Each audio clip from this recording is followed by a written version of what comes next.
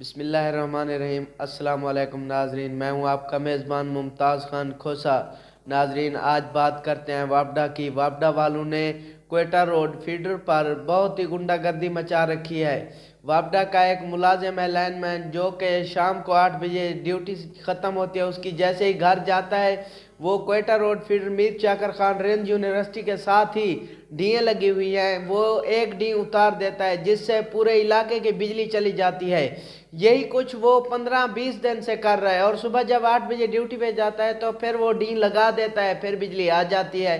ہماری S D O اور اکسیان اے سی وابڈا سے یہی گزارش ہے، تمام اہل علاقہ پریشان ہے، کسان پریشان ہے۔ کسانوں نے اب کھیت میں پانی تو لگانا ہے، اب گندم کسانوں کی پانی مانگ رہی ہے، لیکن بجلی نہیں ہے۔ بجلی کیوں نہیں ہے؟ ہمارے تمام اہل علاقہ بہت ہی پریشان ہے، وہاں کے اہل علاقہ۔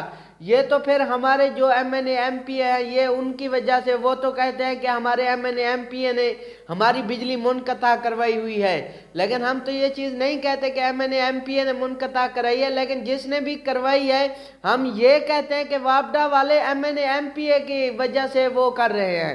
تو عوام کے دل میں M N A M P کی نفرت آ رہی ہے، وہ ووٹ دینے کے لیے تیار نہیں ہوں گے، کیونکہ اب وہ کہتے ہیں کہ چیف سردار جمال خان لغاری صاحب ہیں اس کے چیف بجلی کے، لیکن اس کے باوجود بھی بجلی نہیں ہے۔ تو یہ جمال خان لغاری کی وجہ سے ہو رہا ہے ہمارے ساتھ، لیکن میں نہیں کہتا کہ جمال خان لغاری کی وجہ سے ہو رہا ہے۔ یہ ایس ڈی او کو نوٹس لینا چاہیے اور اکسیان کو نوٹس لینا چاہیے۔ تقریباً 15-20 دن سے مسلسل میں نے ایس ڈی او کو کال کی ہے، لیکن ایس ڈی او کال بھی نہیں اٹھاتا۔ ایس ڈی او کے پاس چلے جائیں تو وہ کہتے ہیں دفتر میں صحافیوں کا آنا بھی ممنوع ہے۔ کس لیے ممنوع ہے؟ سرکاری دفتر ہے، وہاں پہ صحافیوں کو کوئی نہیں روک سکتا۔ یہ ان کے باپ کا گھر تھوڑی ہے، یہ تو ایک سرکاری آفس ہے جس میں ہر کوئی جا سکتا ہے اپنے مسائل حل کروانے کے لیے۔ جب وہاں پہ صحافیوں کو نہیں آنے دیتے تو غریب عوام کے ساتھ کیا ہوگا؟